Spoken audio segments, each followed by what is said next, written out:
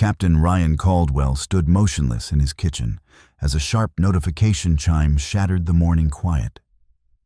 His wife Lauren's tablet glowed on the marble countertop. The shower upstairs was still running. She always took 10 minutes with that overpriced jasmine vanilla shampoo. The message preview burned across the screen. Send another $2,000 or your husband finds out your dirty little secret. Ryan's coffee mug slammed the counter hard. He had been gone 3 days on a logistics mission to Edwards Air Force Base, and somehow $5,000 had vanished from their joint account. Coincidence? Just helping Emily with her rent. Lauren had said that morning, not meeting his eyes. Military wives look out for each other. But Ryan knew every military wife in their circle. There was no Emily. The tablet buzzed again. Don't test me, Lauren. I have photos. Ryan memorized the phone number, local area code. He stepped back as the shower shut off upstairs. Honey? Lauren's voice drifted down. Did you say something? Just talking to myself. Ryan called back, his voice betraying nothing. Coffee's ready when you are. But as he listened to her moving around upstairs, Ryan was already planning methodically the way he had been trained. The next morning at Vandenberg Space Force Base, Ryan spread 6 months of bank statements across his desk. The pattern was clear. Small transfers at first to EC services, then larger amounts. Last week's $5,000 withdrawal completed the picture. His phone buzzed. Lauren, going to lunch with the girls. Back around 3. Love you. Ryan called his IT friend Justin. I need a GPS tracker, something small, military grade. 20 minutes later, Ryan installed a quarter-sized device into Lauren's oversized leather keychain. She had never noticed the extra weight. That evening, Lauren was unusually attentive, cooking his favorite meal, wearing that emerald dress, touching his arm constantly. Classic deflection behavior. How was your day? She asked, refilling his wine. Routine. Yours? Same old drama with the wives' club. Her laugh sounded forced. Sometimes I think we're all just playing house. Ryan studied her face. Is everything perfect, Lauren? Fear flickered across her features before the smile returned. Of course. Why? No reason. Just wondering if there's anything you want to tell me. Lauren's hand trembled as she reached for her water. Like what? Like why you're lying about the money. The silence stretched like a tripwire. Lauren's breathing became shallow. I don't know what you mean, she whispered. I'll ask you one more time. Where did the money go? Lauren's eyes filled with real tears this time. It's complicated. Uncomplicated. She stood abruptly. I can't, not yet. Please just trust me. Trust. Something sharp entered Ryan's tone. Trust is earned, Lauren. Right now, you're bankrupting that account too. She fled upstairs, leaving Ryan with tactical calculations. Phase 1 complete. Now came surveillance. The GPS tracker painted a clear picture over the next week. Normal patterns. Commissary, nail salon, Starbucks. Except Tuesday afternoon. Ryan watched the blinking dot move to the Sunset Palms Motel and stay for exactly 2 hours and 17 minutes. Thursday, same thing. Friday, Ryan took a half day and drove there himself. He parked behind semi-trucks and waited. At 2:47 p.m., Lauren's silver RAV4 pulled in, followed by a charcoal Ford F-150. Ryan recognized the driver, Ethan Cole, the defense contractor who worked base supply logistics, married to Brooke, about Ryan's age. With an easy smile that probably got him out of speeding tickets, Ethan walked to Lauren's car, leaned down, and kissed her. Not friendly, familiar, and hungry. Ryan gripped the steering wheel until his knuckles went white, but didn't move. He just watched as his wife and her lover walked into room 214. 2 hours and 23 minutes later, they emerged. They kissed again before Lauren drove away, leaving Ethan to make an increasingly agitated phone call. Ryan waited until both vehicles left, then approached the motel office. The clerk was worn down, with suspicious eyes and yellow teeth. "Help you?" "Looking for someone who might have stayed here Tuesday," Ryan said, showing his military ID. "Official business?" The woman's demeanor shifted. "What kind of official business?" "The kind that pays better than whatever they're paying you to keep quiet." Ryan placed a 50 on the counter. "Room 214, Tuesday afternoon." The woman palmed the 50. "Ethan Cole pays cash weekly rate. 3 months, always with the same brunette. Tuesday and Thursday, regular as clockwork. Sometimes Friday." Ryan nodded and turned to leave. Walking to his car, Ryan felt mission clarity. The enemy was identified, the battlefield mapped. Someone was blackmailing his wife. Someone who knew about Ethan. Someone systematically draining their account. Ryan was going to find out who. Ryan spent the weekend locked in his office, spreading intelligence like tactical pieces. Bank statements, GPS data, photos of Ethan's license plate. The breakthrough came cross-referencing EC services with Ethan's background. Ethan Cole, married to Brooke Elizabeth Cole. EC services, Brooke Cole. Ryan pulled up Brooke's social media. Pilates instructor, wine enthusiast, devoted military wife, according to Instagram. But recent posts had an edge. Passive-aggressive quotes about loyalty and betrayal, photos of expensive purchases with captions about treating herself and new beginnings. A woman whose world was falling apart, fighting back. Monday morning, Ryan got Ethan's employment records through base security. Willow Creek subdivision, 20 minutes from base. Nice houses, manicured lawns, support our troops magnet on the mailbox.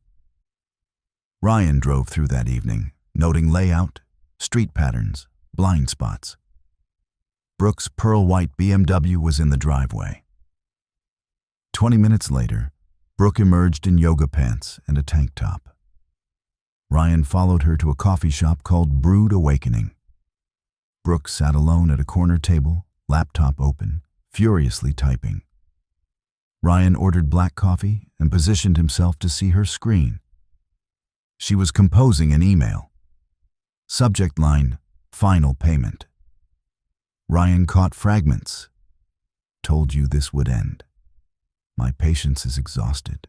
Consequences for both of you." When Brooke left, she drove to a UPS store and spent 10 minutes at a computer terminal, leaving with a small package. Ryan approached the young clerk. "Military discount?" He showed his ID. "Yes, sir. What can I help you with?" "The woman who just left, blonde BMW. Did she print something?" The clerk looked nervous. "I can't really discuss." Ryan leaned closer. "She's involved in a security matter. I just need to know what kind of documents." "Photos," the clerk said reluctantly. "Maybe 30 or 40 prints and some kind of letter." Ryan nodded and left, pulse hammering. Photos, letter, final payment. Brooke Cole wasn't just blackmailing Lauren. She was escalating. Tuesday arrived with storm clouds building over the mountains. Ryan sat outside the Sunset Palms Motel, watching through binoculars. Lauren arrived first, clearly agitated. When Ethan's F-150 pulled up, their conversation through her window looked heated. Ethan gestured frantically, shaking his head. Lauren was crying. Finally, they went inside. Ryan waited 15 minutes, then walked to the office. The same clerk was behind the counter. "They're fighting today," she said without being asked. "Who?" "Your brunette and her boyfriend. Usually lovey-dovey, but today they're going at it like cats and dogs." Ryan handed her another 50. I need to get closer. What room joins 214? 213 is empty, but I can't just... You can and you will, Ryan said with command authority. National security. Room 213 smelled of cigarettes and industrial cleaner. Ryan positioned himself against the adjoining wall and listened. Voices were muffled but audible. Told you this would happen. Ethan's voice, angry and desperate. You said she was bluffing. Lauren, tearful and furious. How was I supposed to know she had photos? Christ, Lauren, she's been following us for months. What do we do now? She wants 10 grand or she's sending everything to Ryan. Talk to her. Lie to her. Make her believe we're not lovers anymore. She won't stop with 10,000. This is just the beginning. Footsteps. Then Lauren's voice, cold and calculating in a way Ryan had never heard. Then we stop her first. What do you mean? Ethan asked after a pause. I mean, we make sure she can't hurt us anymore.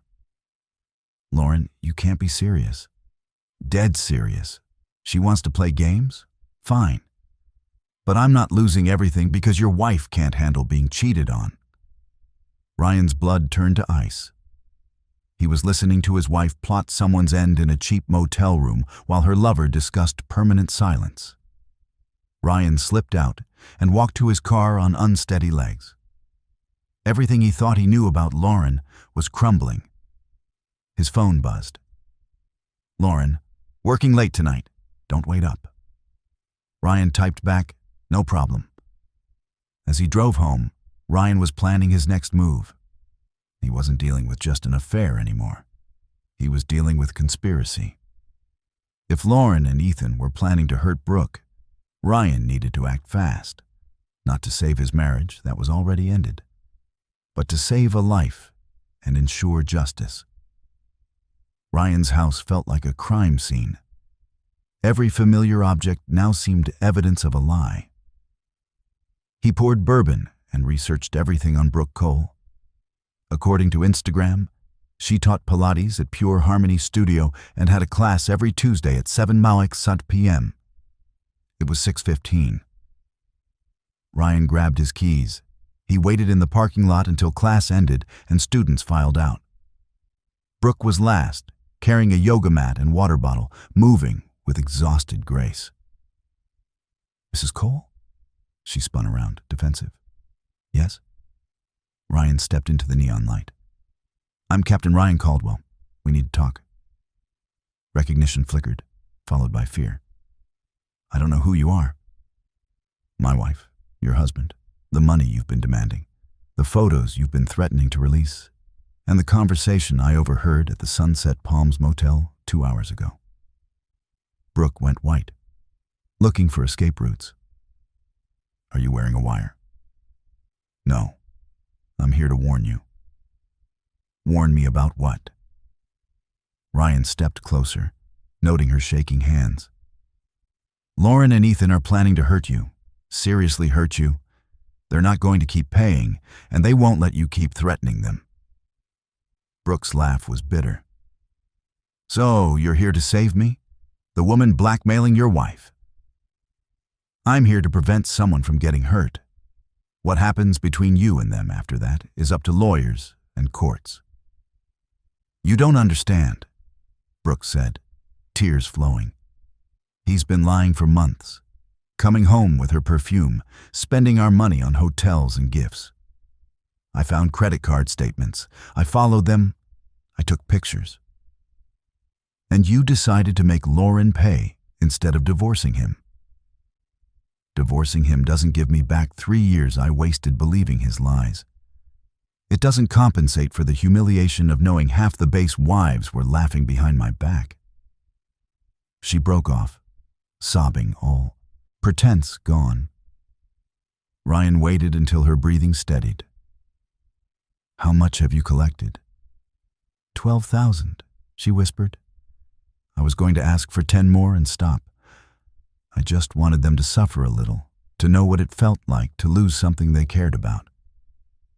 Congratulations, you've succeeded.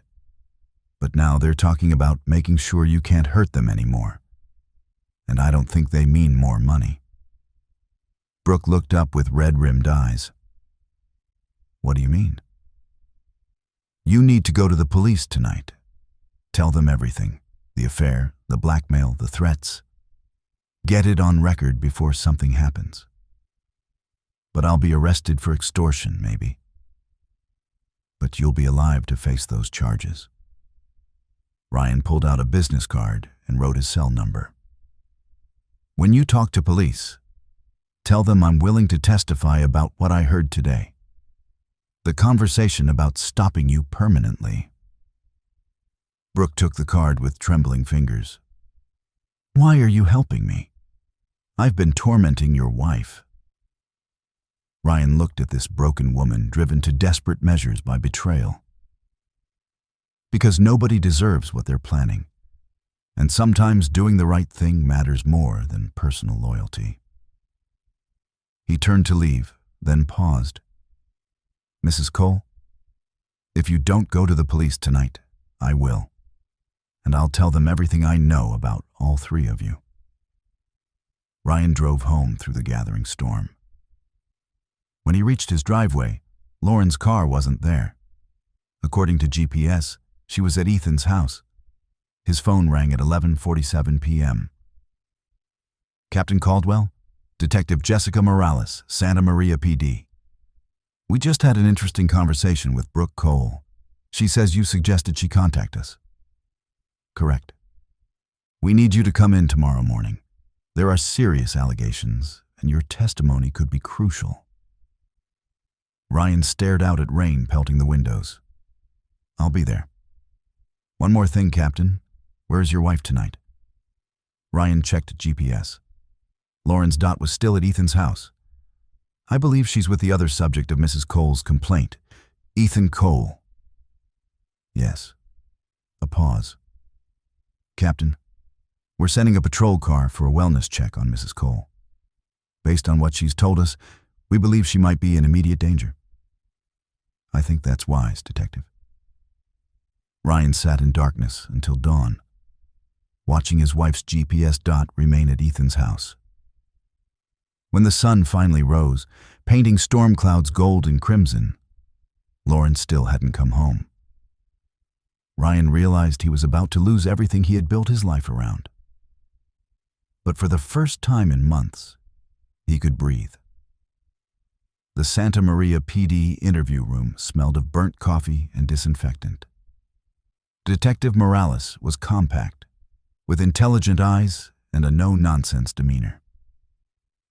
From the beginning, Captain Caldwell, she said, activating a recorder. When did you first become aware of your wife's affair? Ryan recounted everything methodically. Missing money, anonymous messages, surveillance, the motel conversation. Morales took notes, occasionally clarifying, but mostly listening with focused attention. And you believe Mrs. Lauren Caldwell and Mr. Ethan Cole were planning to physically harm Mrs. Brooke Cole? Based on the conversation I heard, yes. Lauren specifically said they needed to stop her first and wouldn't let Brooke destroy her life. Ethan seemed reluctant, but didn't try to talk her out of it. Morales consulted her notes. Mrs. Brooke Cole came in last night around 10 p.m. She provided extensive documentation, bank records, photographs, email correspondence, also disturbing text messages from yesterday evening from Lauren. Unknown number, but threatening content. Stop now or face consequences. You've pushed this too far. Some people don't know when to quit. We're tracing the number, but it appears to be a burner phone. Ryan felt cold certainty. Where is my wife now? We don't know. Patrol units went to your home and Mr. Cole's residence early this morning. Neither location showed occupancy. Both vehicles missing. They're running. That's our assessment. We've issued BOLOs for both individuals and vehicles. We also have units protecting Mrs. Cole. She's agreed to cooperate fully. Morales leaned forward. Final question. Are you willing to testify against your wife if this goes to trial? Ryan looked at his wedding ring, then slowly pulled it off and set it on the table. Yes, I'll testify to everything I've seen and heard. Walking out, Ryan felt like emerging from an underground bunker. His phone had 17 missed calls and 43 texts from Lauren, progressing from desperation to threats. Ryan, where are you? We need to talk. Police came to Ethan's house. What did you tell them? I can explain everything. Please call. You don't understand what's really happening. Final message. If you won't listen to reason, you'll have to live with the consequences. Ryan forwarded everything to Morales, then drove to base for emergency leave. Colonel Ramirez approved without questions. Family emergency? Something like that. I may need to extend depending on developments. Take care of yourself, Captain. The military takes care of its own. Ryan spent the afternoon packing Lauren's belongings into boxes. 6 years of shared life reduced to cardboard containers in the garage. At 4:17 p.m., his doorbell rang. Through the peephole, Ryan saw 2 people he didn't recognize. A tall man in an expensive suit and a woman with silver hair in a severe bun. Federal agents. Captain Caldwell? Agent Sarah Mitchell, FBI. This is Agent Thomas Park. We'd like to speak about Ethan Cole. Ryan opened the door. FBI? I thought this was local. Mr. Cole holds security clearance and works classified defense contracts. Mitchell explained. His situation has raised concerns about potential security violations. They sat in Ryan's living room while Park explained that Ethan's access to sensitive military logistics information, combined with personal crisis and criminal activity, had triggered a federal investigation. We're particularly concerned about his recent behavior, Park said. Past week he's accessed files related to base security protocols, personnel records, and transportation schedules that have nothing to do with his assigned projects. You think he's selling information? We think he's a man under extreme pressure who suddenly has access to valuable intelligence, Mitchell replied. People in his situation sometimes make poor decisions. Park leaned forward. Captain, we know you've been tracking your wife's movements. Any idea where they might have gone? Ryan pulled up GPS. Lauren's dot had been stationary for 3 hours near Lompoc. According to this, she's near Lompoc, but I don't know if she's still with Ethan or if they've separated. The agents exchanged glances. Captain, we need you to come with us. If Ethan Cole is planning something desperate, your wife may be in danger regardless of her involvement. What kind of danger? Mitchell stood up. The kind where people don't survive to face trial. The GPS led to an abandoned industrial complex outside Lompoc. Empty warehouses and rusted equipment from a defunct manufacturing facility. Ethan's F-150 and Lauren's RAV-4 were parked behind the largest building, shielded from the road. The FBI tactical team moved with practiced efficiency, surrounding the building while Ryan waited in an armored vehicle with Mitchell and Park. Through his earpiece, he heard the team leader coordinating. Alpha team in position. Bravo team in position. No movement visible. Copy. Move in. The breach was swift. Within minutes. Building secure. 2 subjects in custody. No weapons found. Subjects appear to have been arguing when we arrived. Mitchell turned to Ryan. We're bringing them out separately. Are you prepared to see your wife? Ryan nodded, though he wasn't sure. Ethan emerged first, hands zip-tied, looking like he'd aged 10 years in 10 hours. Wrinkled clothes, unkempt hair, hollow eyes of someone who had realized the full scope of his mistakes. Lauren came next. Ryan barely recognized her. The polished military wife facade had completely cracked, revealing desperation and fury beneath. Smeared makeup, tangled hair, and when she saw Ryan through the tinted windows, her expression twisted with rage he had never seen. "You did this," she screamed, struggling against the agent. "You destroyed everything." Park got out and approached Lauren. "Mrs. Caldwell, you're under arrest for extortion, conspiracy, and threatening a federal witness. You have the right to remain silent." But Lauren wasn't listening. She stared at Ryan with burning hatred. 13 years, she shouted. 13 years I followed you from base to base, pretending to be happy in your perfect military life. Do you know what it's like to start over every 2 years? To make friends just to leave them? To watch other wives build careers while I arranged my entire existence around your schedule? Ryan rolled down the window. You knew who I was when you decided to marry me. You decided to destroy our marriage instead of talking to me. Talking when? Between your missions and meetings and precious military obligations. When exactly was I supposed to tell you I was drowning? Maybe before you started sleeping with Ethan? Maybe before you started plotting to hurt Brooke? Brooke. Lauren's voice rose to a shriek. That woman has been bleeding us dry for months. She was never going to stop. Mitchell stepped closer. So you decided to eliminate the problem permanently? Lauren's defiance cracked, revealing fear. We were just going to scare her. Make her understand she couldn't keep threatening us. With what? The stolen chemicals from the base laboratory?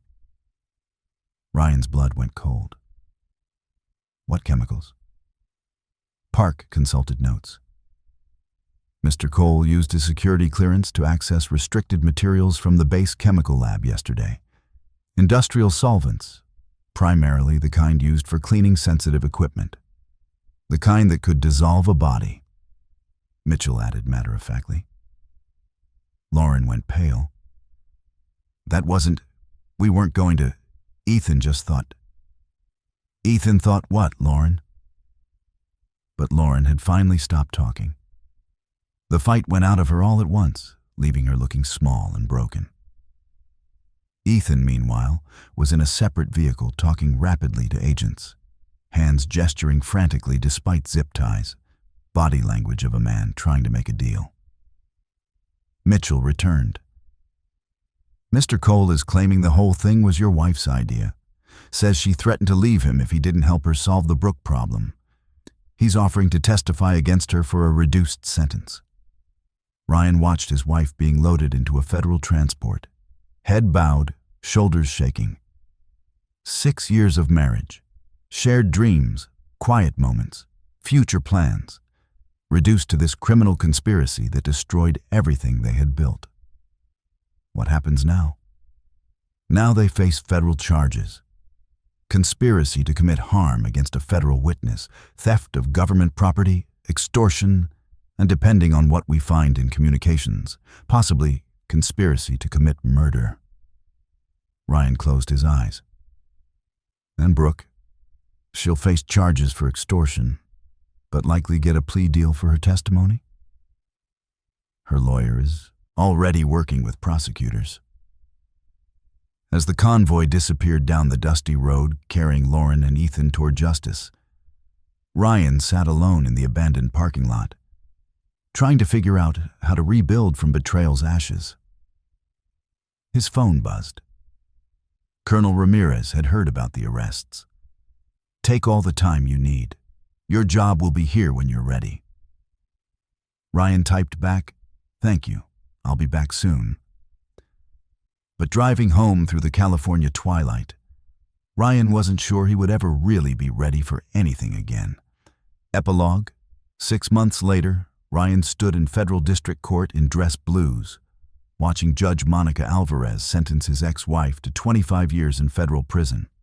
Lauren, in an orange jumpsuit and shackles, had aged dramatically. blonde hair grown out showing gray roots, face hollow with the magnitude of her choices. "Mrs. Caldwell," Judge Alvarez said, voice carrying absolute authority, "you have been found guilty of conspiracy to commit violence against a federal witness, extortion, accessory to theft of government property, and conspiracy to commit murder. Your actions represent not just betrayal of marriage vows, but a fundamental violation of the trust placed in military families." Ethan had received 15 years after cooperating fully. His testimony painted Lauren as the architect of escalating threats against Brooke. Though he admitted to stealing chemicals and helping plan what they called Brooke's final lesson. Brooke served 4 months in minimum security and received 2 years probation for extortion. She had moved to Arizona after her divorce, opening a new Pilates studio. She had sent Ryan a single postcard. "Thank you for saving my life. I hope you find peace." Ryan kept the postcard in his desk drawer next to the divorce papers and final court documents. Sometimes late at night, when the house felt too quiet and memories too heavy, he would read those words again. What wasn't questionable was that Ryan had saved his own integrity. In the military, integrity wasn't just a value. It was the foundation everything else was built on. Colonel Ramirez had been true to her word. Ryan's position waited when he returned from emergency leave. If fellow officers knew details of his personal crisis, they were professional enough not to discuss it in his presence. The Air Force took care of its own, but expected its own to maintain standards. Ryan had maintained his standards even when it cost him everything. Divorce proceedings were swift and brutal. Lauren, facing 25 years, had no leverage for property settlements or spousal support. Ryan kept the house, the cars, and what remained after legal fees. Her last communication was a letter through her attorney.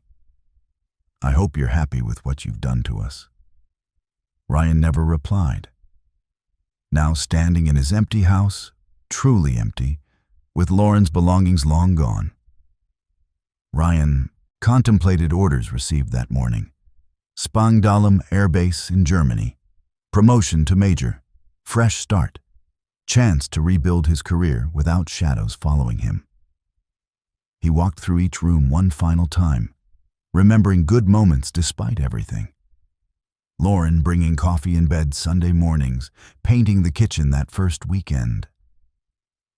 Those memories weren't lies, even if everything else had been. Real moments in a real relationship that had somehow transformed into something unrecognizable. His phone rang. Detective Morales. "Captain Caldwell. Update. Lauren's appeal was denied this morning. The sentence stands." "I see." Ryan felt nothing.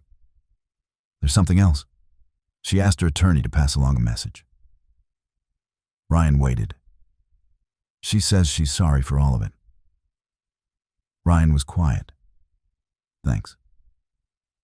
After hanging up, Ryan finished his walkthrough and locked the front door. His household goods had shipped to Germany. His car was sold. Tomorrow he would fly to his new assignment, his new life, his new chance to build something genuine. Driving away for the last time, Ryan caught himself checking the rearview mirror. Not from nostalgia, but habit. Always watching for threats, scanning for danger. A survival skill that had served him well in his military career and ultimately saved him in his personal life too. As the plane lifted off from LAX, Ryan looked down at the city that had been his home for 3 years and the site of his marriage's destruction. The coastline stretched endlessly toward the horizon, beautiful and indifferent, eternal in a way that made human drama seem small and temporary. Somewhere below, Lauren was learning to live with the consequences of her choices. Brooke was building a new life in Arizona. Ethan was counting years until release, and Ryan was flying toward a future he couldn't yet imagine. but knew he had the strength to build.